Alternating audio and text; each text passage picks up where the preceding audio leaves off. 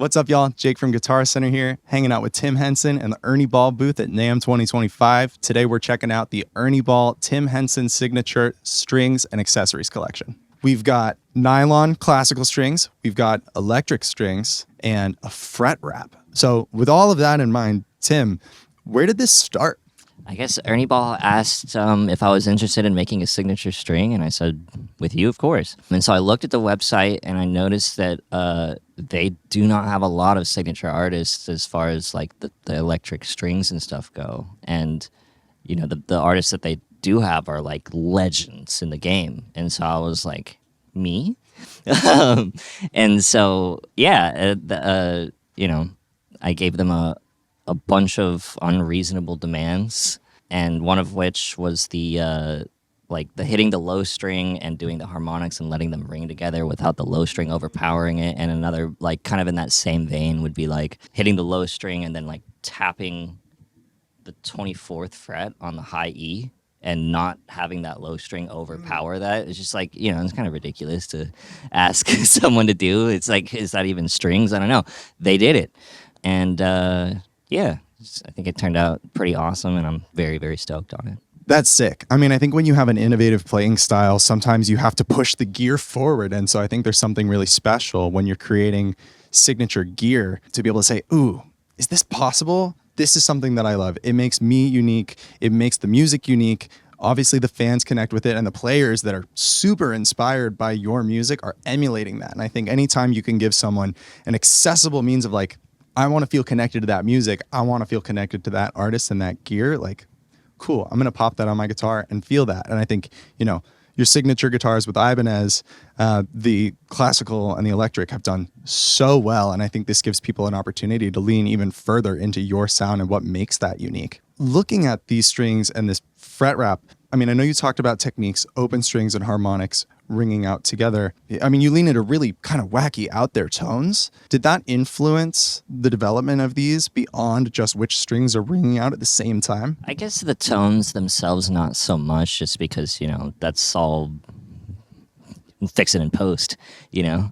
But, you know, in terms of feel, like what the strings feel like, I think if you were to A-B, let's say you had a TOD10N with like the factory strings, and then you had a TOD10N with the new Ernie Ball strings, you would feel this is so much more like the electric guitar, which, you know, it's like the guitar is already kind of like this weird hybrid, right?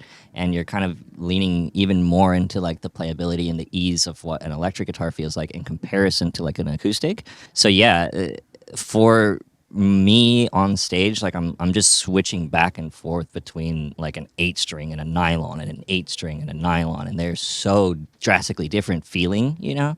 And to just smooth that transition over a little bit by, you know, like again, you pick it up, you A-B these two things, and there's just you feel it immediately, you know.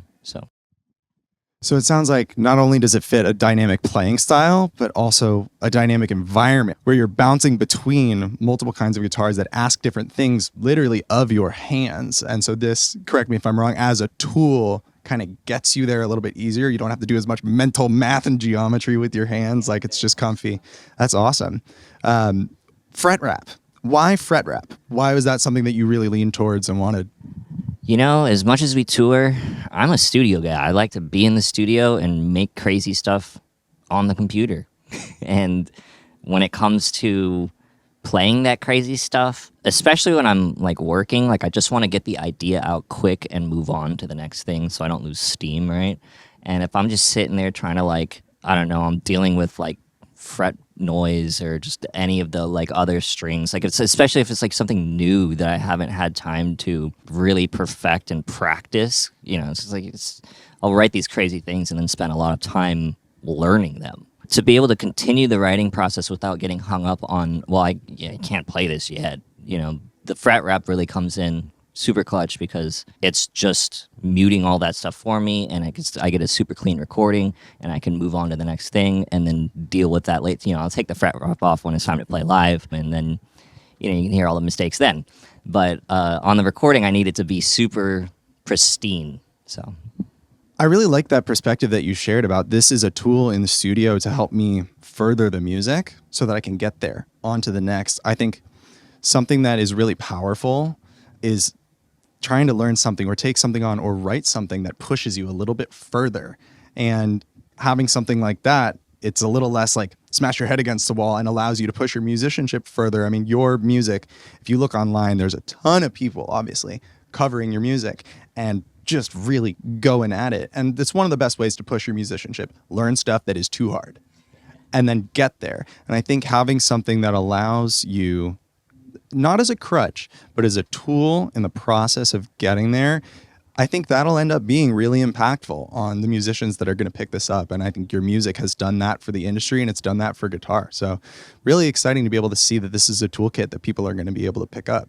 Tim, is there anything else about any of these pieces of gear that you really want people to know as far as when you get this in your hands, you're going to notice X?